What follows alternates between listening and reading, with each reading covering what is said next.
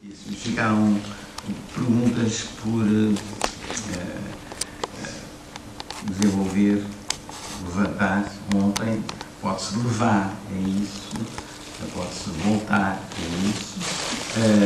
As perguntas não estamos aqui para que vós perguntais às pessoas o que se também pode fazer. Estamos totalmente e informalmente em regime de conversa, que pode ser entre duas pessoas, ficar aí, ou passar para aqui, como a coisa como acharem melhor. Então, vou ler um bocadinho um texto que escrevi rapidamente, et puis je traduis l'essentiel en français. Que arte contemporânea? Será que este tema foi tratado nestes 2 dias e será tratado no que virá? Certamente, mas indiretamente, muito mais que diretamente. A verdade é que, nos 2 casos, direta e indiretamente, parece-me que 2 tendências gerais de abordagem do problema se podem destacar, ou se destacaram. Uma primeira abordagem descreve o estado de coisas da arte contemporânea a partir de problemáticas, afinal, clássicas da estética, quer dizer, da questão da experiência estética, da questão dos critérios estéticos que se esbolaram e arrebentaram, e é por isso que estaríamos no reino do n'importe quoi, não importa o quê, as questões de juízo de gosto, que também são impossíveis agora. Portanto, uma primeira tendência, parece-me, é uma tendência que partiu das categorias para analisar o estado de coisas. Eu posso ver nessa tendência, com certeza que se reconhecem, vários oradores, desde, acho, Yves Bichot, talvez também, mesmo se ele falou de uma outra maneira, o Marc Jiménez, eu talvez também nesse regime poria a Fiona Mulder e, quem diria, uma parte, a outra parte, recorda-se, uma parte do António Coelho. Não sei se ele está de acordo. Se não estiver de acordo, vamos a isso. A segunda tendência parte do movimento contrário. Quer dizer, partiu. A segunda tendência partiu das práticas. Partiu das práticas, partiu do que se faz, ou pretendeu partir da análise de casos, evidentemente que pressupõe já categorias também, mas para descobrir novas categorias ou para avançar. E, quer dizer, interessava-lhes menos um juízo sobre a arte contemporânea do que o fazer. O caso extremo, fundamentalista quase, que assistimos ontem, desta última tendência, foi o Francisco Tropa, não é? Mas foi o caso das dos comunicadores como o Brian Massumi, que apresentou um caso, Erin Manning, e depois os artistas que falaram deles, e o Nuno Fabi. Foi depois, eu num regime em que misturava as duas tendências, cada um à sua maneira, eu incluiria Eugénia Vilela e Ana, porque, falando de categorias, procuravam descrever os objetos, etc.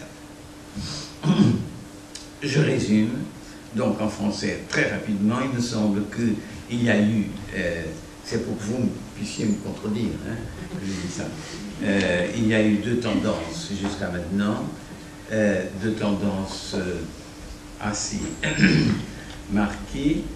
L'une qui est partie des catégories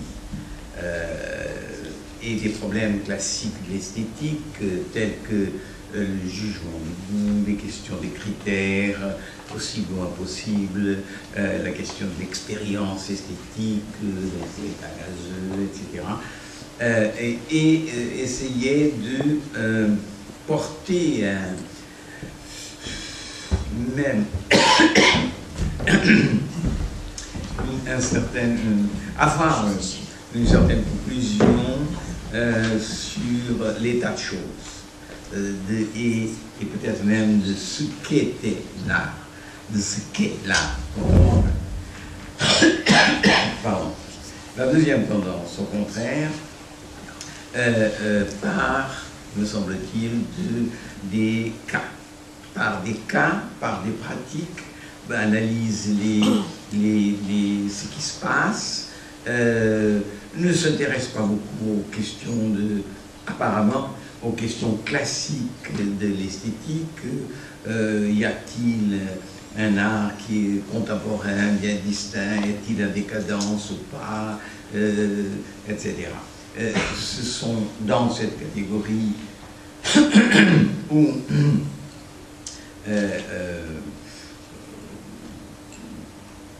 on essaye d'analyser les processus et les pratiques et les techniques de fabrication de l'objet. On se pose peu de questions sur les grands enjeux esthétiques. La première est tellement prégnante que nous avons assisté à l'annonce, malheureusement il n'y a pas eu une description, à l'annonce même d'une recherche par Yves Michaud d'une recherche de construction d'une esthétique de l'art contemporain. J'étais très triste de ne pas en avoir même parfum de cette nouvelle esthétique. Mais elle va l'être, nous aurons tous accès, puisque il a annoncé, Yves Michaud qui n'est pas là, que ce sera la matière de son prochain livre. Bom, portanto, foi mais ou menos o que se passou. Isto, on peut dire que une troisième, je disais qu'il y a une troisième catégorie qui mélangeait les deux, qui utilisait des catégories, oui, s'intéressait mais touchait à ces vieux problèmes et quand même décrivait des processus de fabrication. Il est peut-être, bien que ce ne soit pas très clair, hein, ça ne fait pas très clair, que la première tendance était plutôt pessimiste sur l'art contemporain, et la deuxième tendance plutôt optimiste, si on peut dire. C'est discutável. Parece-me indispensável, agora vou dizer qualquer coisa que me compromete também, parece-me indispensável procurar caracterizar o que traz de novo a arte contemporânea. Isto relativamente à noção de contemporâneo,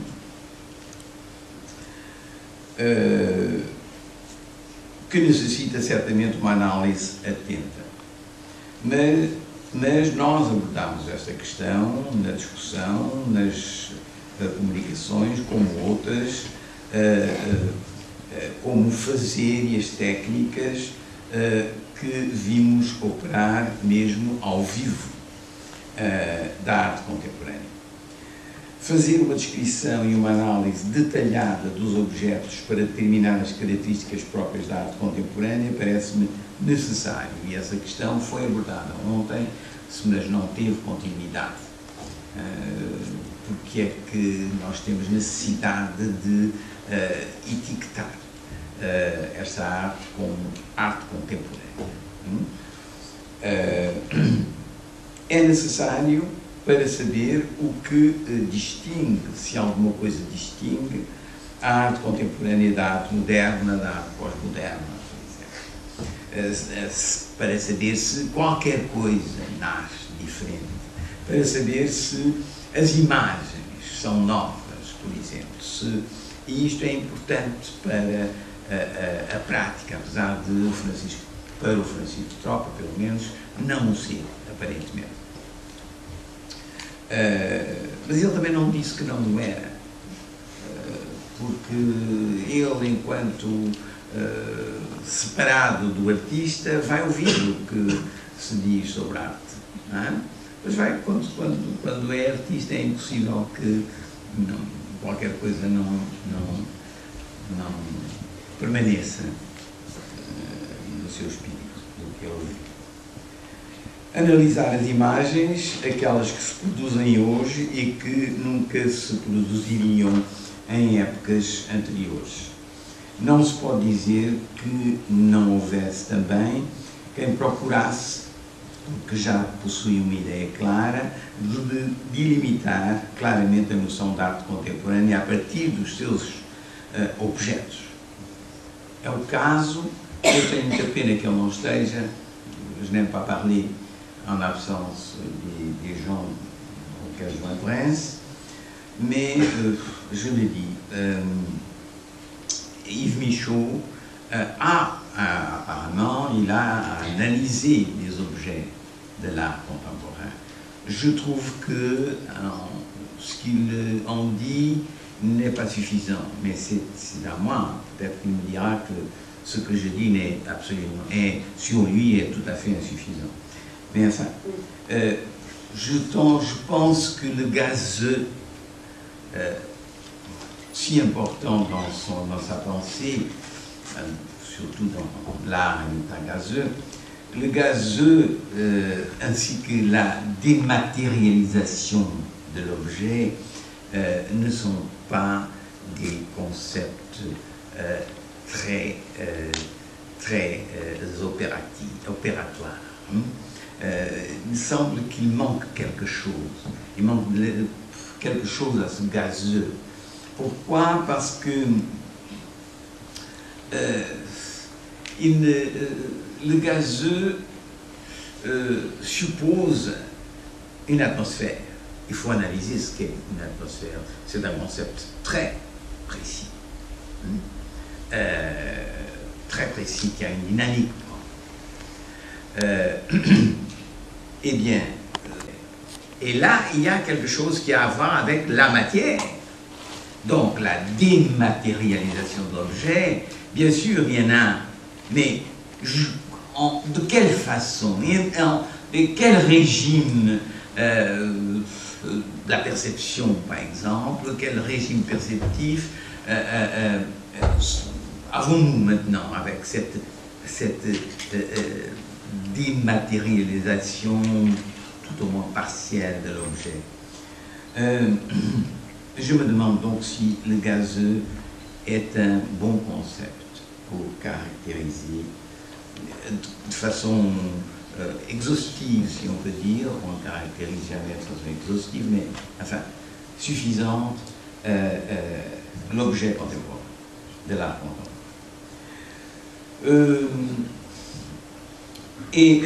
Peut-on faire dans l'ensemble même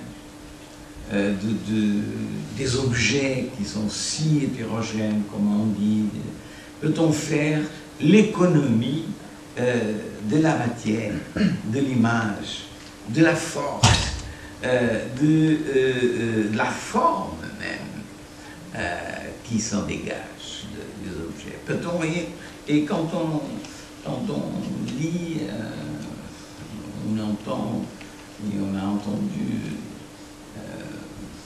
Yves Michaud, moi j'ai senti le manque de cette analyse. Parce que le gazeux a des différentes tonalités. Le gazeux a une force qui est moindre. Il y a une énergie du gazeux qui est, etc. Tout ça, c'est très important. Et dans cette diversité des objets dématérialisés, il faudrait donc, sinon une typologie pour les distinguer, au moins une classification. Quer dizer, a noção de gasoso parece-me estar em questão. É verdade que a arte contemporânea herda de Duchamp, Ana Godinho falou-nos disso, mais il y a des artistes contemporains qui, loin de chercher une anesthésie des sens et un minimum de force, travaillent en s'inspirant, utilisant le mot, des événements politiques et en extrait des forces puissantes, comme nous a montré Eugène Villard. En outre, et ça me semble très important, nous sommes arrivés presque à la conclusion, je ne sais pas si vous êtes d'accord, que l'objet, d'abord, l'objet contemporain n'est pas n'importe quoi. S'il hérite de Duchamp, comme le ready-made n'est pas n'importe quoi, et il est devenu n'importe quoi à la faveur d'une équivoque, alors nous sommes à la recherche d'une logique aussi. C'est une attitude légitime, d'une logique aussi de l'art contemporain. Et pas seulement dans des descriptions du type c'est light,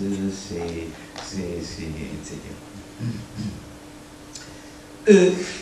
Puisque je parle d'Yves Michaud encore, Yves Michaud, mais c'est pas c'est pas my target. Non, c'est parce qu'il a posé des questions importantes et pour la compréhension esthétique.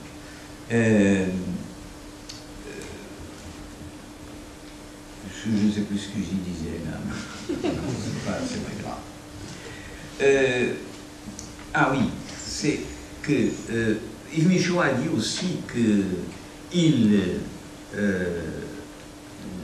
tout en n'abdiquant pas du jugement esthétique, il considérait que l'art et l'état gazeux, l'objet gazeux, l'objet dématérialisé ne constituait pas le tout, ne faisait pas le tout de l'art contemporain. Et il y a des objets forts, il y a... Bon, alors on a envie, et ça vaut pour tous ceux qui portent un jugement un peu négatif sur l'art contemporain, il faudrait dire alors pourquoi ces objets qui sont contemporains, de l'art contemporain, sont forts et ne sont pas médiocres et light et kitsch. Qu'y a-t-il de contemporain dans ces objets qui les rendent forts et puissants de façon contemporaine? De façon contemporaine, c'est-à-dire pour nous contemporains. Bon. Ça, c'est une question qui me semble importante aussi. Nous l'avons plus ou moins abordé hier dans la discussion. Et pourquoi l'art contemporain, avec ses multimédias, n'est plus le règne du n'importe quoi? S'agit-il de dire que finalement, il n'y a pas eu de changement de paradigme selon l'expression consacrée, et l'art contemporain est toujours de l'art, mais qui relève d'une esthétique autre, d'une esthétique de la fracture, de la différence, de l'intervalle et de l'ambiguïté, des hybrides, de l'inquiétante étrangeté, ou bien s'agit-il vraiment d'un changement du tout au tout, tellement profond que nous ne savons pas encore en parler e le penser. Eu acho que esta é uma questão decisiva. Houve realmente uma mudança tão grande no paradigma, e temos que saber o que é um paradigma da arte contemporânea, ou o paradigma da arte, ou o paradigma dos objetos. Houve uma mudança tal que que houve ruptura completa e que não há possibilidade com as velhas, que todas as categorias estéticas foram postas de lado e são inaplicáveis, ou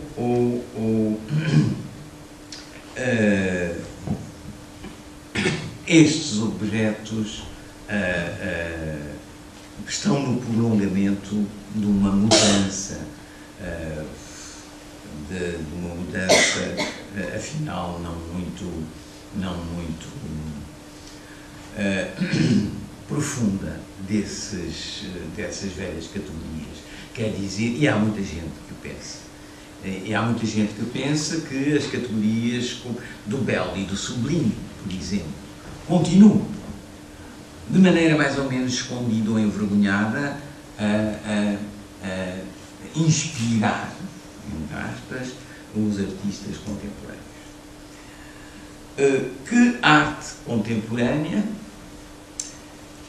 Há uma confusão que foi apontada por vários e que me parece definitivamente aceitável. Há que distinguir entre a democratização maciça e a facilidade que proporcionam as novas tecnologias, que levaram a uma enorme visibilidade de obras medíocres e da sua mediatização e valorização no mercado da arte. E Marc Jiménez mostrou hoje um processo da maneira como o valor de uso estético é impregnado pelo valor de troca do mercado. Ora, isto é um problema extremamente importante, porque se ele mostrou como se faz para aumentar o preço de uma obra medíocre, por exemplo,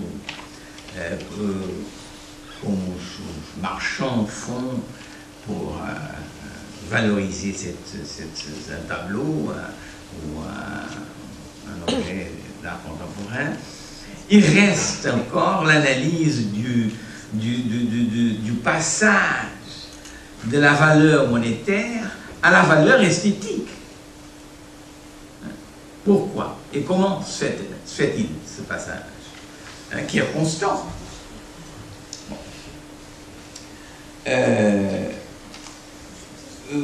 E é por isso, por essa democratização maciça, por essa visibilidade imensa, por essa facilidade que se falou ontem, com que se pode expor, que também por isso, que se disse dos objetos contemporâneos que eram n'importe quoi.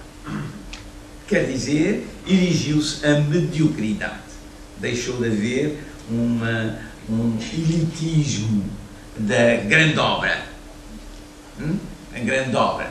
A grande obra é aquela porque, por exemplo, um filósofo como Deleuze se interessa. Porque é que Deleuze se interessa pela grande obra? Isto é um problema. É um problema porque a grande obra é grande porque não é mediatizada.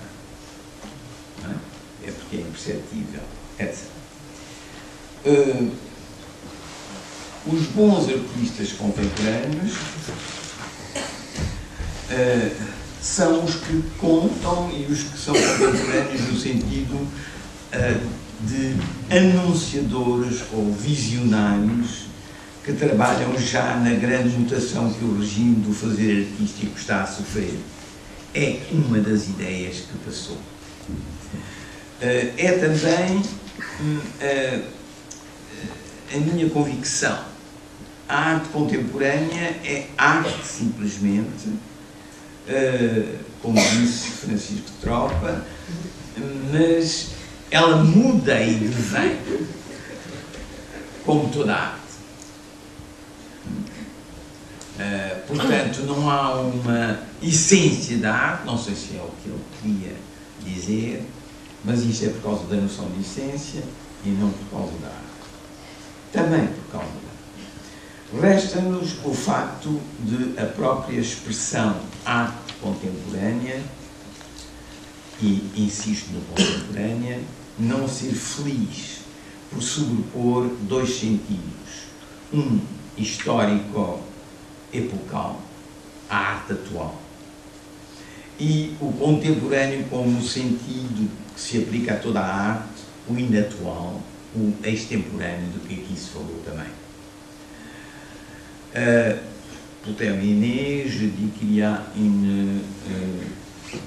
dans l'expression art contemporain, il y a c'est une expression un peu malheureuse parce qu'elle fait l'amalgame entre deux sens du mot contemporain. Un sens historique, un sens épocal, et puis le sens qu'on a donné au contemporain comme l'inactuel, un tempistisme d'extra porra. Bom, feitas estas observações, então queria abrir o debate, porque não tenho mais a dizer, não vou fazer uma comunicação, não é uma comunicação. Espero que as perguntas que ficaram por fazer aos oradores de ontem, de hoje, aos que estiveram e que falaram e que ficaram por ser ditas por causa das horas, que possam ser expressas agora. Pronto, é isto que nós vamos, eu abro o debate é entre nós. Participar esta tarde com pena minha, por causa da coincidência de factos que têm existido com interesse, mas ia propor-vos duas perguntas.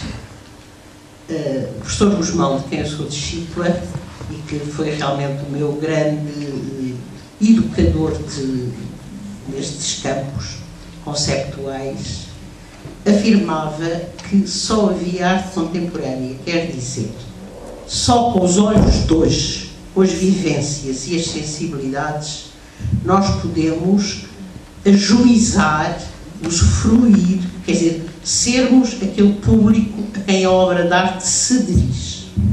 Outro aspecto que para mim é notório, uma coisa é o objeto de arte, materialidade, a que a pessoa pode ter uma relação dialogal com ele, seja de que tipo for. Outra coisa são, para a divulgação e para a democratização da obra de arte, digamos, as reproduções do objeto de arte. E há objetos de arte, como a escultura, que não é possível usufruí-la sem realmente haver uma participação vivencial, corporal com ela.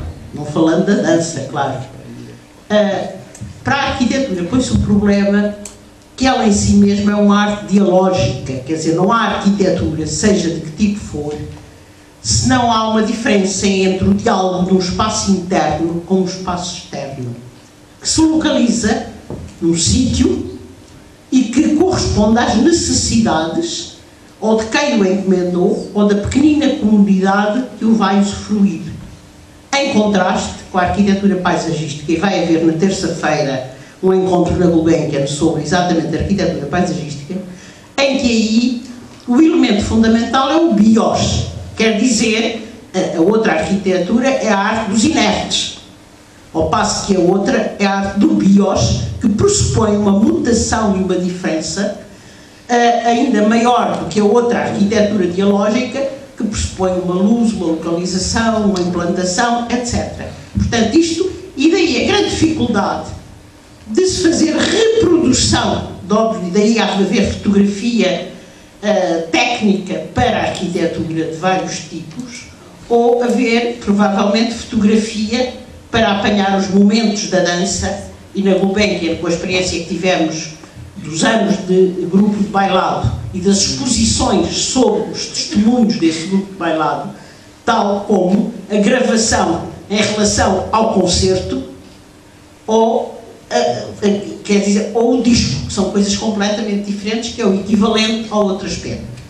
Eu acabo já, mas parece-me que a arte em si mesmo e essa conceptualização teórica de uma filosofia, de uma linguagem adequada, tem de pressupor exatamente o que é em si a especificidade. E punha, ainda há bocadinho ia falar de uma categoria filosófica como filósofo, que era a essência, que é a essência do fenómeno artístico, da produção e do acolhimento e a aceitação e a evolução disso mesmo. Pronto, é só para juntar mais umas achas à fogueira, que me parece que é muito importante, não falando dos aspectos de mercado, que isso é uma coisa que me ultrapassa completamente. Obrigado.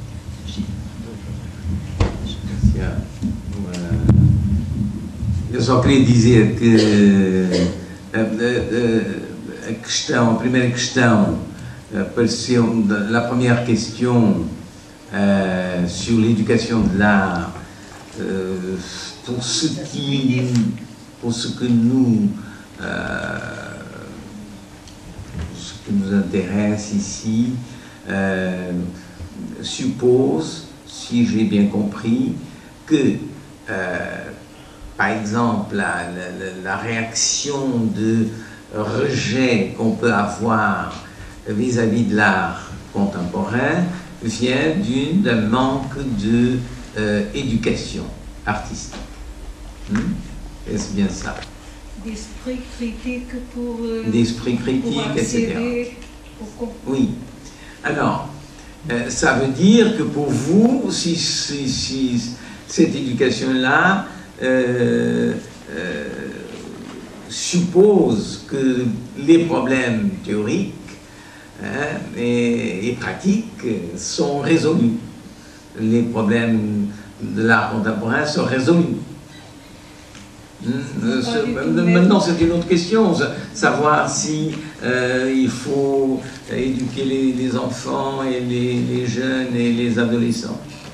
Oui, alors, Erin.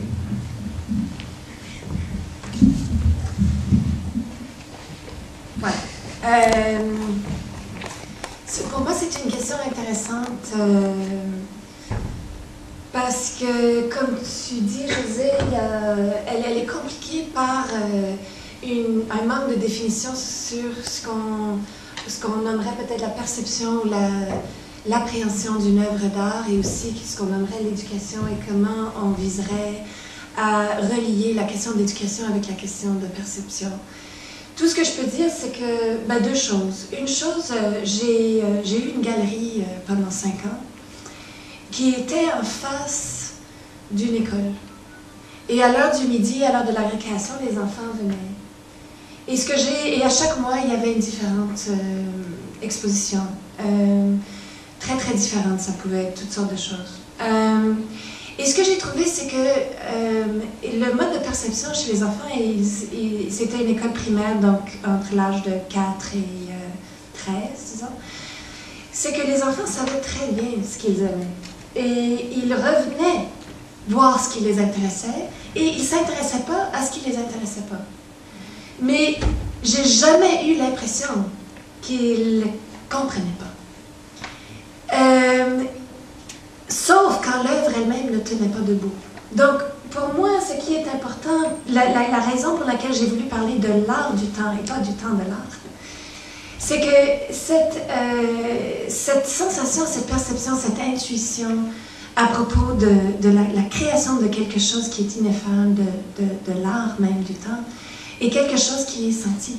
Je ne crois pas que c'est quelque chose qui est senti plus chez les adultes que chez les enfants. Même, je dirais que les adultes ont tellement peur de ne pas savoir ce que c'est qu'une œuvre qu'ils devraient aimer, que souvent ils ne sont pas capables de l'avoir, de la sentir. Et donc finalement, c'est pour ça que je reviens sur la question des conditions, parce que je ne crois pas du tout que l'artiste n'est pas impliqué dans ce processus. Je crois que l'artiste a besoin de confronter la question de quelles sont les conditions par lesquelles cette ouverture peut naître. Maybe in English because my French is can be a question. It's about participation and as emancipation of the spectator that we didn't discuss much in these 3 days. During Manning project, there was a lot of that sense of participation, of creating these groups, and that's one of the aspects of contemporary art that is emerging more and more. A lot of I recently was in a participation group with Tino Segal, and there were a lot of artists, of course, because they want to learn from Tino, they want to discuss with him, but also there were people, old ladies that live alone in London and they just wanted to participate, teenagers, and this aspect of belonging is something that is emerging, and it could be a question. I would like to pose this question to discuss what is the place of the idea, the concept of belonging in contemporary art, in a way that it's not only education in the classical sense, but being in the art as the art of time of the spectator that is inside the art. And I don't know, sorry, I prefer to put questions than to speak like this. But, I think a lot of people might have something to say, but I can start. This is a question I find really compelling. It's something I've been thinking about a lot these past years, because there is a kind of fascism of participation as part of this kind of participatory moment, which is not the first moment of participation, of course, but and I thought about it in different registers. So you have the participatory call of interactive art, and by that I mean usually considered new media art, which often carries within itself a sense of your failure as a participant, because the art project is usually more complex than the participant can manage in the time of participation. So when you speak to the artist, they'll say, but the participants never did with the work what the work could do. And I've always found that to be a bit of a strange critique of the participant, right? And at the same, that's one problem. And the other problem is the idea that every artwork carries in itself, mine included, which is an idea of what participation could look like. And I had this extraordinary experience, so I'll just relate the experience, and then maybe other people want to add to it, of working on a project with a young man called DJ Sabaris, who's classical autistic. And he and I were doing a collaborative art project for a conference called AutCon, which is a conference organized by and led by and spoken by autistics, all of whom couldn't speak through writing. And so DJ came in, and the work, the object, was Folds to Infinity. And he came to the Sense Lab with me to think about ways of presenting a sight-conditioned work within an autistic community. And it became very clear to me, very quickly, even though I'd been working with DJ for quite a while, that my ideas about what constituted participation and his ideas about what constituted participation were very different.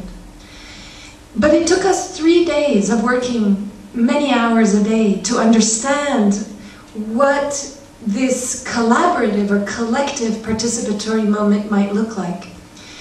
And it emerged for me on the 3rd day. DJ wouldn't touch the fabric, and I couldn't understand exactly what it was that was holding him back. And he kept saying to me, he kept writing to me, Erin, we need to create play together. And I knew that, of course, I mean, DJ is an extraordinary writer and an extraordinary poet, that he wasn't saying we need to play together. He was saying we need to create play together. So I needed to know what this create play meant. And by the 3rd day, I began to have a sense that it had to do with the synesthetic composition of autism. And I said to him, let's just talk about the colors. And you probably noticed that the work is very colorful. And I said to him, what color am I wearing? And I was wearing blue, and he said, green. And I said, what color is the couch? He was sitting on an orange couch, and he said, fiery. And then I pointed to a whole wall of fabric, and it was blues and purples, and it was Dupioni silk, which is silk that is woven with fabrics that cause a luminosity. So what color is that? And he said, luminous.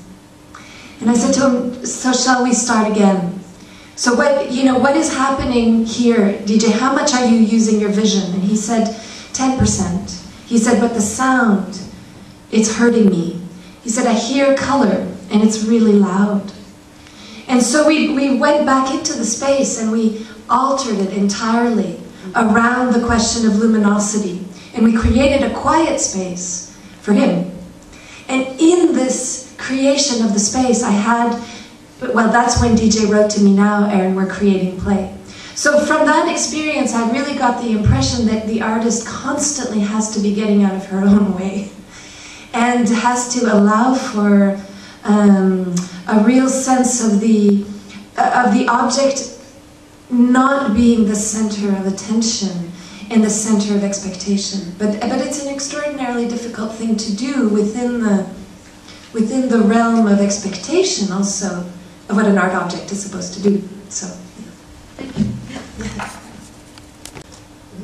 Eu gostava de recordar aqui, enfim, está na mesa outra pessoa que esteve presente num colóquio há 20 anos, também organizado pelo José Gil, em Serralves, que teve como os convidados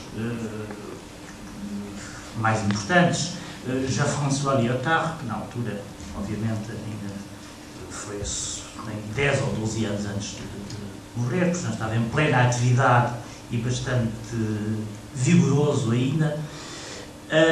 E esse colóquio, tanto quanto eu me lembro, e tenho uma memória ainda viva, teve uma tonalidade, uma estímulo, como se diria, para utilizar um conceito um pouco heideggeriano, melancólica.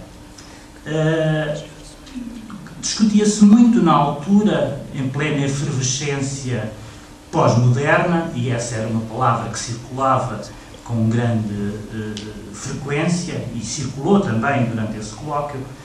Portanto, era um colóquio sobre estética, do mesmo tipo deste que se está aqui a fazer.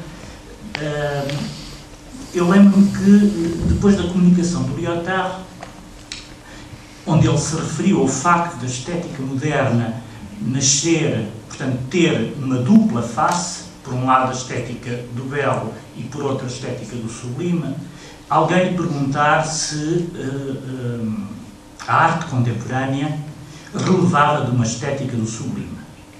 E ele respondeu que, e digamos que fez a pergunta, queria deduzir uma resposta de algo que ele tinha dito anteriormente. Ele não se quis comprometer com numa resposta afirmativa nem num sentido nem no outro, e deu mais ou menos esta resposta enigmática. Sim e não. Recordo isto perfeitamente. Sim e não. Quando eu ouvi o Yves Michaud falar aqui quando utilizou o conceito de gasoso, de art gazeuse, melhor dizendo, evidentemente eu fui levado a pensar sempre, acho que é difícil não pensarmos no sublime, precisamente porque o gasoso tem a ver com a sublimação. No entanto, é significativo que em nenhum momento o Yves Michaud fale de sublime. Ele evita esse conceito. E nem, mesmo quando faz uma espécie de arqueologia e regressou ao je ne sais quoi da estética do século XVII, ele não deu um passo no sentido de dizer que o je ne sais quoi era precisamente a noção que o Boileau, tradutor do Longino, utilizava para definir o sublime. Portanto, nem neste momento o Yves Michaud se quis comprometer com um conceito, com o conceito sublime. Isto é, suponho eu que é significativo, é sintomático. Digamos que o conceito de gasoso para o Yves Michaud tem uma certa ambiguidade na medida em que ele releva simultaneamente de qualquer coisa que é da ordem do plano, que é da ordem da estética, da ordem das categorias estéticas, mas ao mesmo tempo também é de uma ordem diferente, pragmática, das condições de existência e de circulação da arte contemporânea. E é precisamente essa ambiguidade que me parece que fragiliza o conceito. Enfim, esta comparação entre a estímulo, a atmosfera de um colóquio há 20 anos sobre estética e um colóquio 20 anos depois sobre estética, em que já não existe essa mesma atmosfera melancólica, existe outra coisa completamente diferente, parece-me significativo.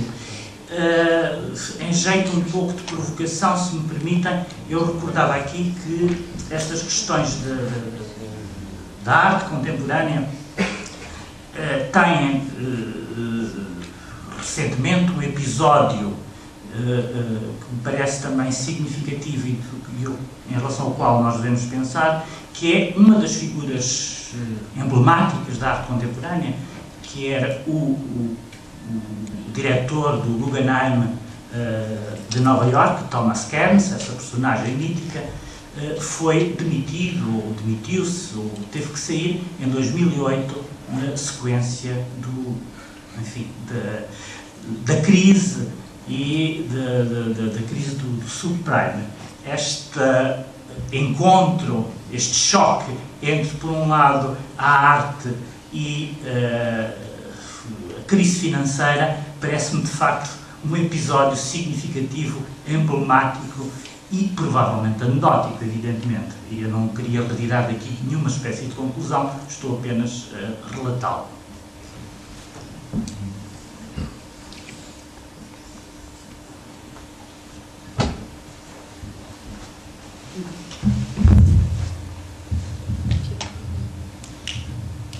Well, I will make my question perhaps in English because it's easier, and because I'm thinking in particular about Adele Becky and Eric Benning.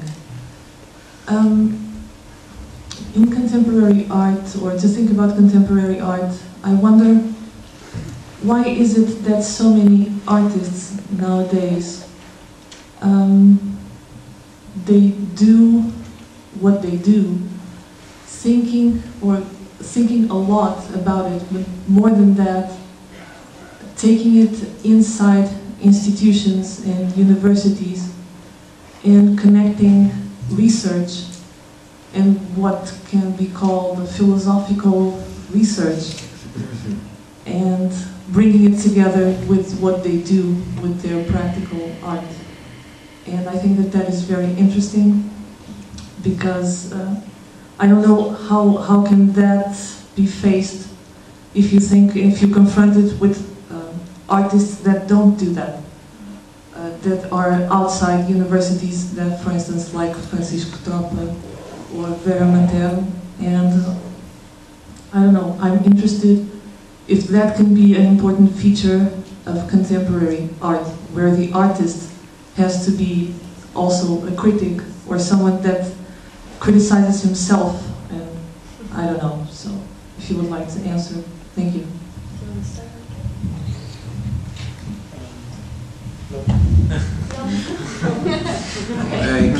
Can't say. Eu posso responder muito rapidamente porque eu tive alunos que, sendo bailarinos, sendo músicos, etc., vinham aos seminários de filosofia. E eu perguntei porquê. Durante muito tempo não tinha sequer uma ideia. Via pessoas que não tinham background filosófico e que queriam absolutamente poder ler filósofos, e comecei a pensar, aliás perguntava, mas não tinha resposta, e como eram vários, para não dizer muitos, era já um fenómeno. O que Diana acaba de dizer era um fenómeno social. Porque é que eu comparava sempre com um convite que eu tinha feito uma vez à Ana Teresa de Kersmaker, que é a coreógrafa, e tinha pedido para ir a qualquer parte falar, e ela respondeu-me: eu falar? Falem vocês, eu não falo, né? Acho muito bem que vocês falem, mas eu não falo. E agora é o contrário, não é? Mas não é só falar, é pensar. Eu acho que aqui isto tem a ver com, é um fenómeno complexo, que tem a ver com, por um lado, o achatamento da vida. O achatamento da vida é de tal ordem que não facilita digamos, a inspiração. Pelo contrário, o achatamento da vida significa ter uma percepção cada vez mais tecnocientífica das coisas, pragmática no mau sentido, e daí, nesse domínio do transartístico, passa dificilmente a ser uma fonte que é uma fonte de vida. E uma fonte para se pensar aquilo que traz mais força e continuidade e profundidade, empreguemos esta palavra, à obra. Não é só para compreender o que eu estou a fazer. É no processo de compreender o que eu estou a fazer, há certamente, em certos, como em Fernando Pessoa, por exemplo, um meio de criar. É um meio, mas noutros não. Noutros não é. Mas ler Spinoza, ler Deleuze, pode ser uma maneira de rebentar com esse achatamento da vida cotidiana, que é um esgotamento das possibilidades de vida e das possibilidades de multiplicação de sentidos e de um viver próprio.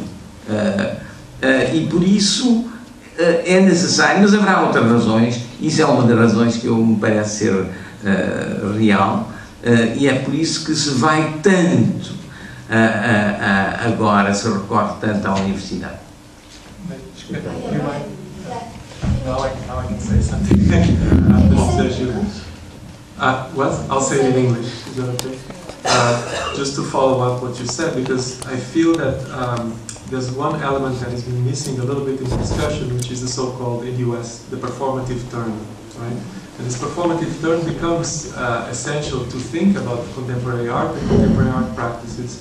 And one of the things that I feel that the performative turn at least allows one to do is to precisely go to the institution, as you said, or go to philosophy, or go to anthropology, and not to do philosophy, but to do things with philosophy that otherwise philosophy would never be able to do, but also to do something to the art practice that otherwise that potentializes eventually the object in itself.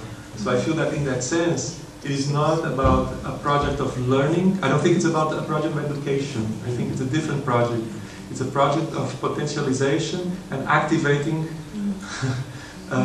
these kinds of fields otherwise. It's almost like a process of reenacting philosophy or translating philosophy, translating critical theory, so on and so forth.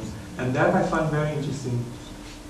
So that's... Yeah, I just add to that. I understood maybe half of what José said, so I hope I don't repeat it, but recently I took up the position at the university as the director of our interdisciplinary PhD. This is a doctoral program where you invent your own PhD. So you choose 3 supervisors and you work across fields. And within that doctoral program, you can do what we call research creation, which means that you can, as part of your dissertation work, have a creative component. And so with each student who comes, it is renegotiated with the supervisor what portion of the work is a written portion and what portion of the work is a performative portion. And as the director of that program and as the supervisor of almost, I think, close to 20 PhDs in the program, I have now been asked, and it's my job, to come up with the criteria of what constitutes this kind of PhD. And what I've thought about is exactly along the lines of I think what has been said, is that there are different temporalities of learning and also of exhibition. So there are modes of learning which are extremely transversal. I would say that my own way of learning is extremely transversal. It cuts across practices all the time. I need to move in order to write, I need to write in order to make art, and they're constantly running around each other, which means that economically I'm a disaster. And also I have a very slow practice, slow art practice, slow philosophical practice. I need time. And so the university, as long as it can operate transversally, as long as I don't identify with the university as a kind of personalizing relationship, it can serve as a trampoline for these modes of practice and thought. I have started to also see is that artists are coming to see me to tell me that they want a doctorate because they're afraid that soon the doctorate will be necessary for them to teach. And that is something I would like to fight with every fiber in my body, because the world doesn't need 1 million PhDs. And there are many, many ways in which people's practices are more effective in another context. So I really think it's a contextual mode of work, and that it always has to cut across. So the Sense Lab is not full of academics only. It's always trying to cut across different modes of practice in order not to idealize the other mode, to say, you're in the real world and we're not in the real world, but to say, how are those practices conjugating themselves from the place within which you work in relation to the ways in which they conjugate themselves in the place. Yeah.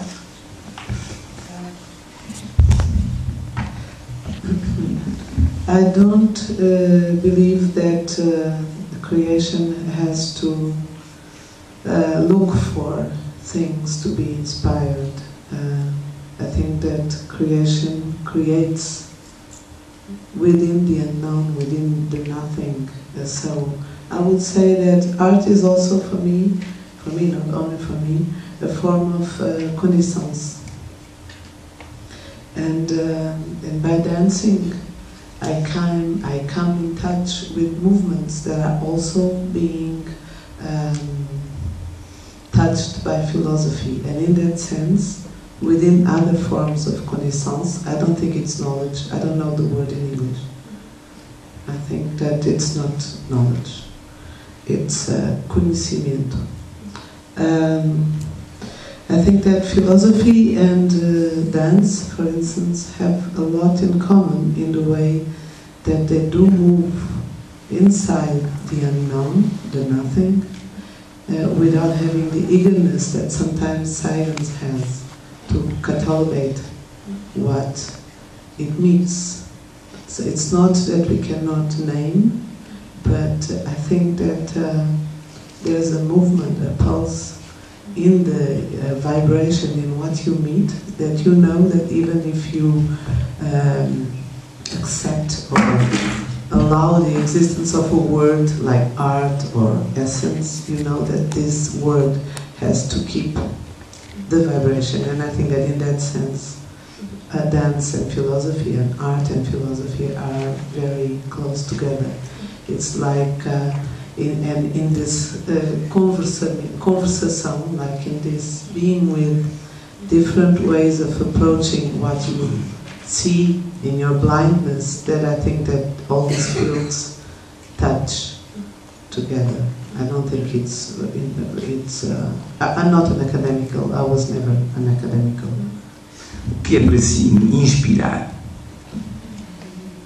I feel that when you say quando disse o mundo raso, senti que havia um espremer de possibilidades de criação.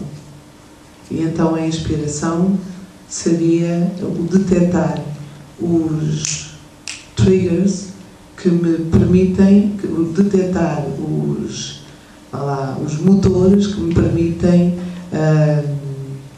mexer matéria e torná-la criação. Eu não é isso. Tá bem? Isso. Foi que eu ouvi. Não, mas não ouviu mal.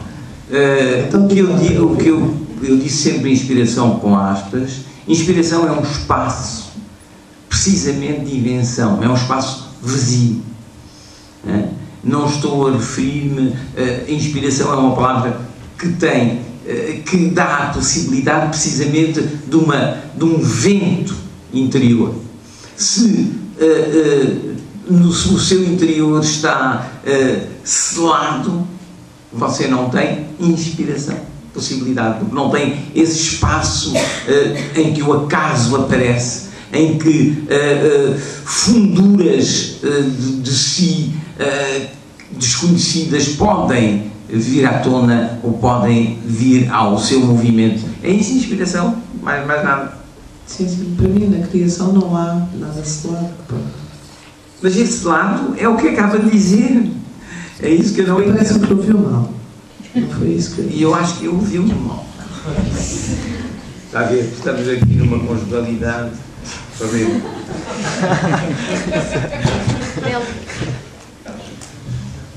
Posso só deste lado?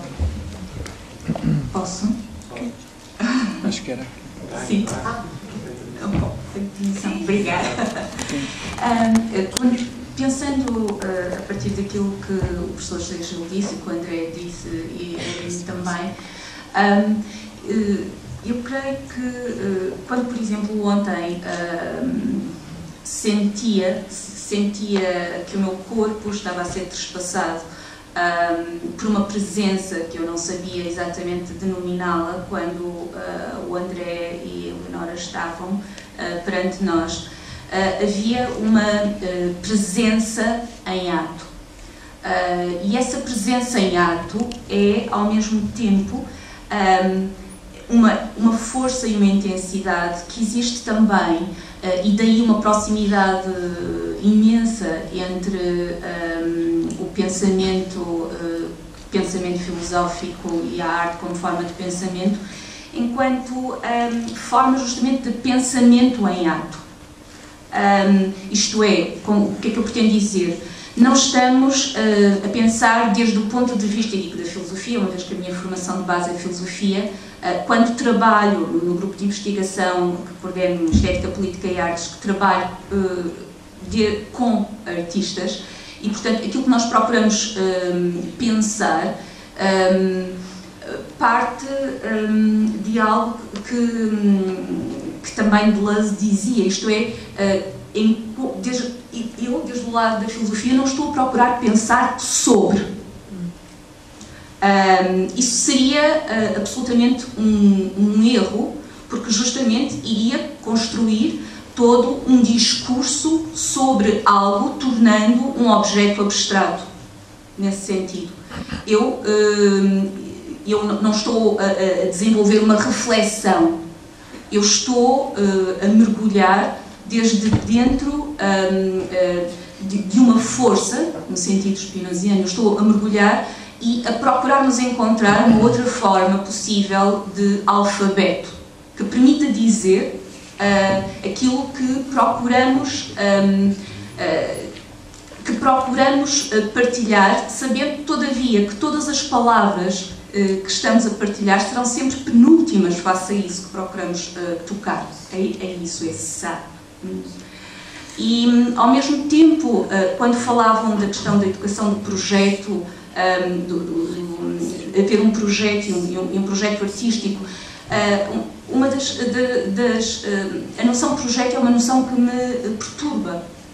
E perturba-me justamente porque há uma relação com o tempo que é uma relação que aponta para uma determinada linearidade, ao mesmo tempo cronológica, e que implica há uma finalidade, há um objetivo a atingir quando temos isso. E essa dimensão do projeto, digamos, esvazia aquela que é a própria potência de um gesto enquanto ele mesmo acontecimento.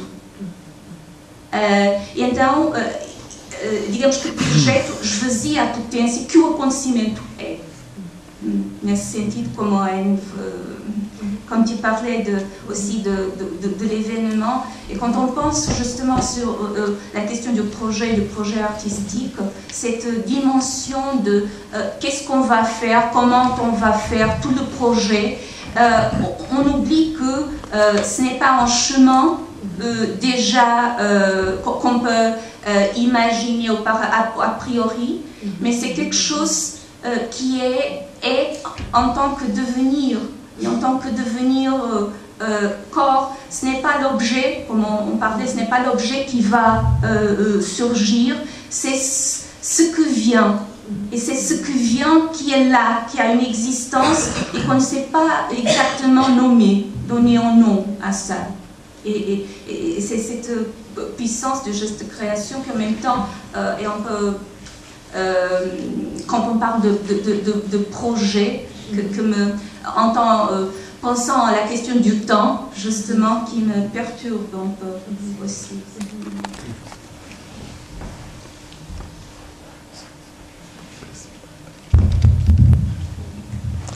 Eu gostaria de colocar uma questão ao professor José Gil, penso que vai no sentido daquilo que apresentou há pouco, que é o seguinte, a questão é a seguinte, portanto, não haverá um certo risco, digamos, com a libertação da arte contemporânea, e isto não é uma crítica à arte contemporânea, que eu sou perfeitamente apreciador da arte contemporânea, não haverá um risco de, com este vibrar das coisas absoluto da arte contemporânea, este latejar, este pulsar da realidade absoluto, se tornar, digamos assim, um pulsar pelo pulsar, mas perdendo, digamos assim, um certo critério, um certo, digamos, aspecto crítico da arte, evidentemente não estou a generalizar, digamos assim, onde é que está o discurso, não é? Não se, portanto, quando é que a arte contemporânea, digamos, começa a funcionar num circuito, digamos, em que não há, em que pulsa por si mesmas, mas não pulsa com as coisas? É uma pergunta que eu fazia, não sei se... Quando é que a arte contemporânea começa a pulsar por si mesma e não pulsa pelas coisas? Exatamente, quando se perde um certo critério crítico da arte. Eu não estou a dizer que não haja um critério crítico da arte, há absolutamente, perfeitamente. Os artistas é que deviam responder a esta questão, nitidamente. Não é? Como é que a arte contemporânea, quando é que a arte contemporânea começa a pulsar por si própria e não tem necessidade de pulsar por influência de um discurso ou de coisas exteriores? Porque o discurso, digamos, há discurso ou não há discurso? Se falar para o microfone era ótimo para ouvirmos. Há discurso. Tem que aproximar mais da boca.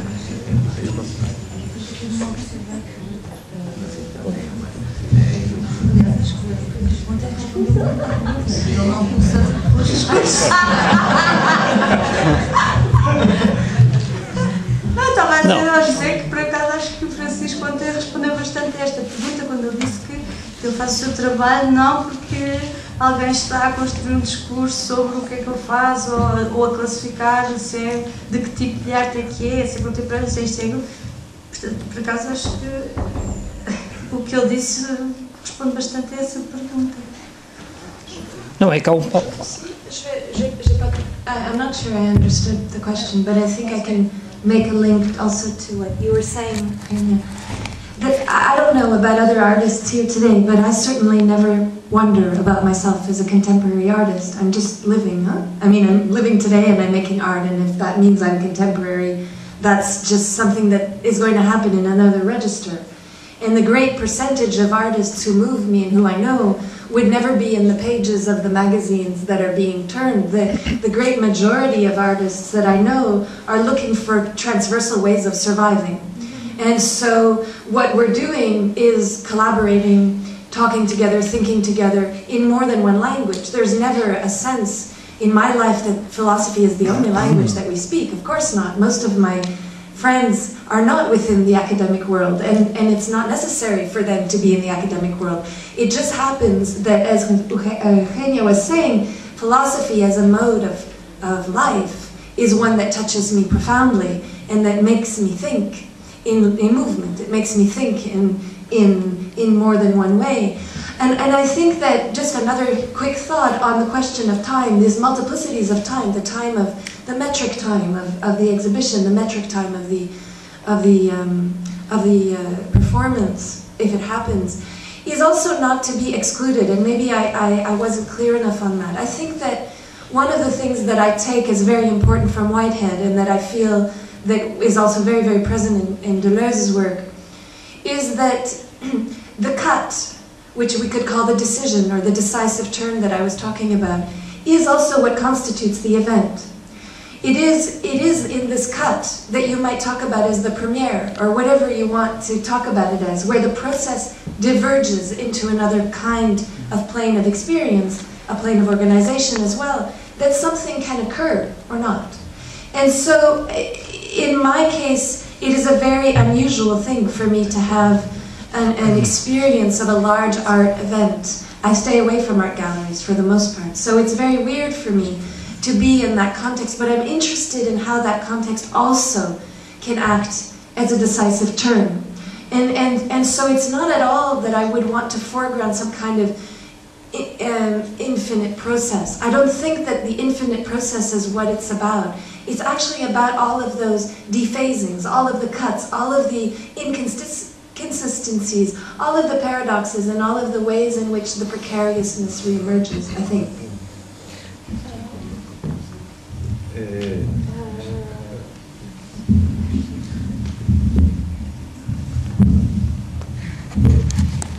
Bien, je crois qu'on arrive à la fin de ces rencontres, non? Alors écoutez, je vais essayer de répondre à la question qu'on ne m'a pas posée. À savoir, pourquoi faire de l'esthétique? Alors je vais vous le dire en quelques mots. Parce que finalement, on oublie peut-être une chose importante, notamment la genèse de l'esthétique comme discipline et manière de réfléchir. Pas seulement sur les œuvres à l'époque, mais simplement de mettre en jeu une faculté qui est importante, et dont Emmanuel Kant, au XVIIIe siècle, a bien parlé, qui est la faculté de juger. Mais il ne faudrait pas oublier qu'en même temps que l'esthétique apparaît, il y a une convergence de préoccupations intellectuelles, philosophiques, théoriques, uniques dans l'histoire de l'Occident.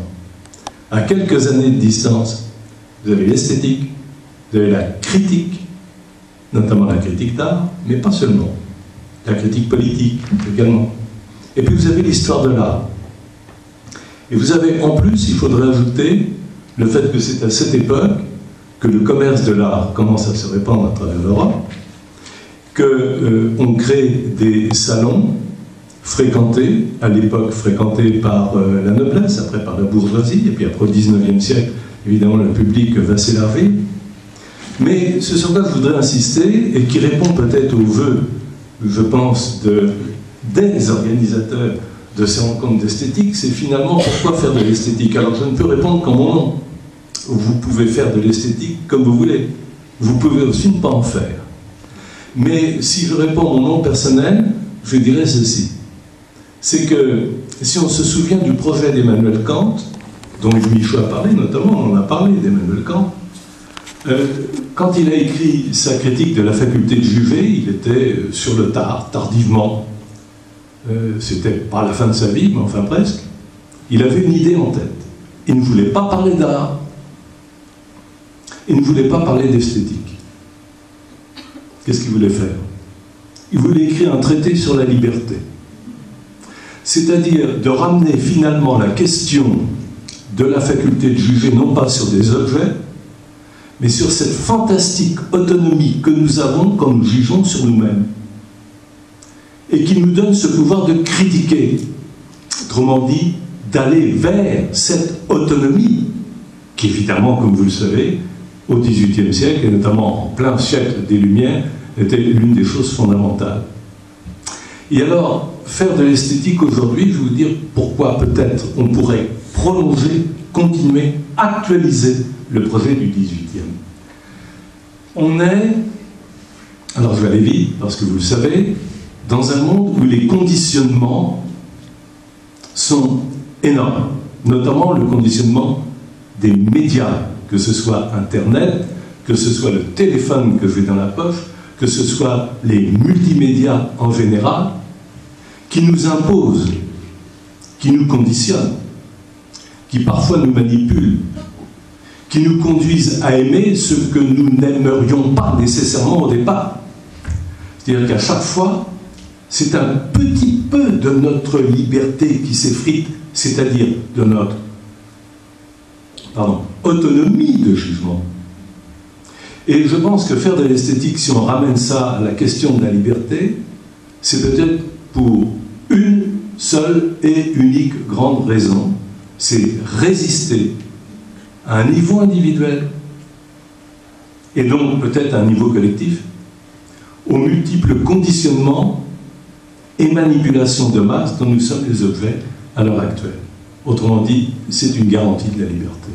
Voilà pourquoi je fais de l'esthétique et peut-être pourquoi il faut en faire. En tous les cas, je voudrais remercier encore une fois Joséphine et puis tous ceux qui ont contribué à l'organisation de ces rencontres d'esthétique. Voilà, donc je réponds à la question qui ne m'a pas été posée.